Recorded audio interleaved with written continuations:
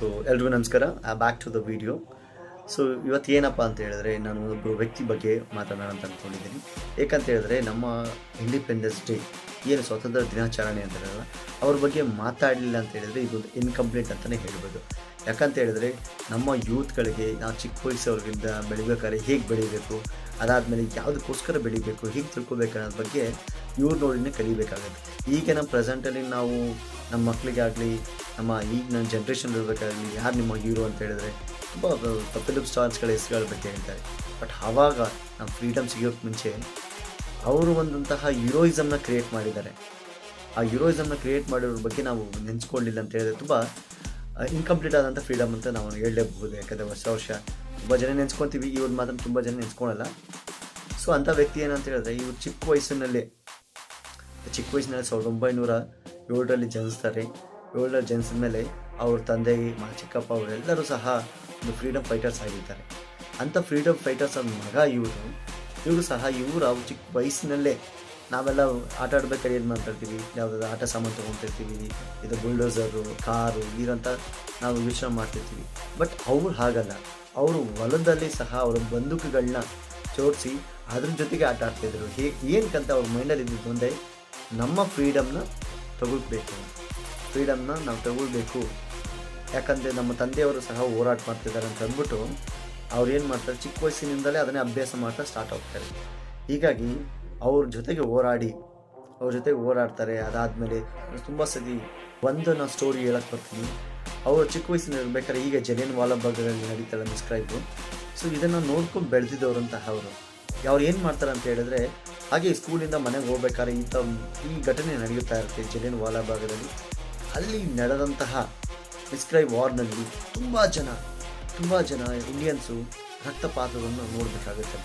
ಈಗ ಬ್ರಿಟಿಷರು ನಿಮಗೆ ಜಲಿಯನ್ ವಾಲಾಬಾಗ್ ಕಥೆ ತುಂಬ ಜನ ಗೊತ್ತಿರುತ್ತೆ.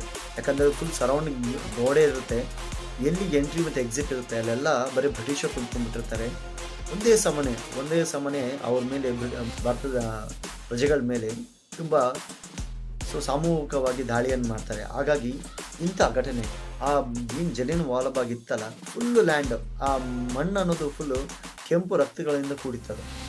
ಇಂಥ ಸಮಯದಲ್ಲಿ ಏನು ಮಾಡ್ತಾರೆ ಭಗತ್ ಸಿಂಗು, ನೋಡಿ ದೇಶ ಪ್ರೇಮ ಹೆಂಗಿರುತ್ತಂದರೆ, ಆ ಎಲ್ಲ ರಕ್ತಗಳು ಬಂದಿರುತ್ತಲ್ಲ ಮಣ್ಣು, ಒಂದು ಇಡೀ ಮಣ್ಣು ತೊಗೊಂಡು ಅವ್ರು ಬಾಟ್ಲಲ್ಲಿ ಹಾಕಿ ಅದನ್ನು ಅವ್ರ ದೇವ್ರ ಕೋಣೆ ಇರುತ್ತಲ್ಲ ಅಲ್ಲಿಟ್ಬಿಟ್ಟು ಪೂಜೆ ಮಾಡೋಕ್ಕೆ ಸ್ಟಾರ್ಟ್ ಮಾಡ್ತಾರೆ.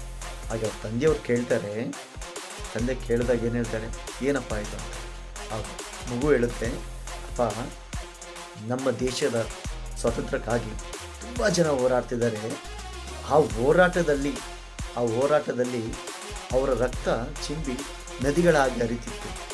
ಆ ರಕ್ತ ನಾನು ಈ ಮಣ್ಣಿನಲ್ಲಿ ಬಿದ್ದಿದೆ, ಈ ಮಣ್ಣಿಗೆ ನಾನು ಸ್ವಾತಂತ್ರ್ಯ ಕೊಡಿಸ್ಬೇಕು ಅಂತ ಅಂದ್ಕೊಂಡು ಅವರ ಆಸೆ ಏನಿದೆ, ಆಗ ನಿಮ್ಮ ಆಸೆ ಏನಿದೆ ನೆರವೇರಿಸಬೇಕು, ಅವ್ರನ್ನ ಪೂಜೆ ಮಾಡಬೇಕಂತ ಹೇಳ್ತಾರೆ.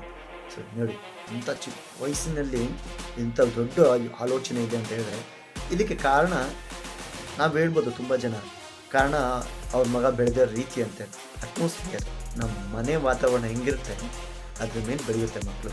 ಹಾಗಾಗಿ ಮಕ್ಕಳನ್ನ ಬೆಳೆಸ್ಬೇಕಾದ್ರೆ ಇದನ್ನು ನಾವು ಸಹ ನೋಡಬೇಕಾಗುತ್ತೆ. ಒಬ್ಬ ತಂದೆ ಆಗಲಿ, ತಾಯಿ ಆಗಲಿ, ಅಕ್ಕ, ಅಣ್ಣ, ತಮ್ಮ ಎಲ್ಲರೂ ಸಹ ಒಂದು ವಾತಾವರಣದಲ್ಲಿ ಬರೀತಿದ್ದೀವಿ ಅಂತ ಹೇಳಿದ್ರೆ, ಆ ವಾತಾವರಣ ಹೇಗಿರಬೇಕು ಅನ್ನೋದನ್ನು ನಾವು ಸೂಚಿಸಬೇಕು. ಸೊ ಈ ವ್ಯಕ್ತಿ ಯಾರು ಅಲ್ಲ, ನಮ್ಮ Bhagat Singh is a youth icon. Bhagat Singh ಬಗ್ಗೆ ತುಂಬ ಜನಕ್ಕೆ ಗೊತ್ತಿರುತ್ತೆ. ಹಾಗಾಗಿ ಭಗತ್ ಸಿಂಗ್ ಅಂತಹ ಹೀರೋಯಿಸಮ್ನ ಇನ್ನೂ ಸಹ ನೋಡೋಕ್ಕೂ ಆಗಲ್ಲ ನಿಮಗೆ, ಸಿನಿಮ್ಯಾಟಿಕ್ ಆಗಿ ನೋಡಿರ್ತೀರ. ಈ ಚಿಕ್ಕ ವಯಸ್ಸಿನಲ್ಲಿ ಅಂತ ಮಾಡಿದ್ದಾರೆ. ನಮ್ಗೆ ಗೊತ್ತು ತುಂಬ ಜನ ಫ್ರೀಡಮ್ಸ್ ಇದ್ದಾರೆ ಅಂಥವ್ರಲ್ಲಿ ಇವರೊಬ್ಬರು ಅಂತಹ ಯೂತ್ ಐಕಾನ್ಗಳ ಬಗ್ಗೆ ಮಾತಾಡದೇ ಇದ್ದರೆ ಈ ಇಂಡಿಪೆಂಡೆನ್ಸ್ ಅಂತ ಇನ್ಕಂಪ್ಲೀಟ್ ಆಗುತ್ತೆ. ಸೊ ಈ ಭಗತ್ ಸಿಂಗ್ ನಮ್ಮ ಇಂಡಿಯಾದ ಒಂದು ಯೂತ್ ಐಕಾನ್ ಆಗಿದ್ದಾರೆ.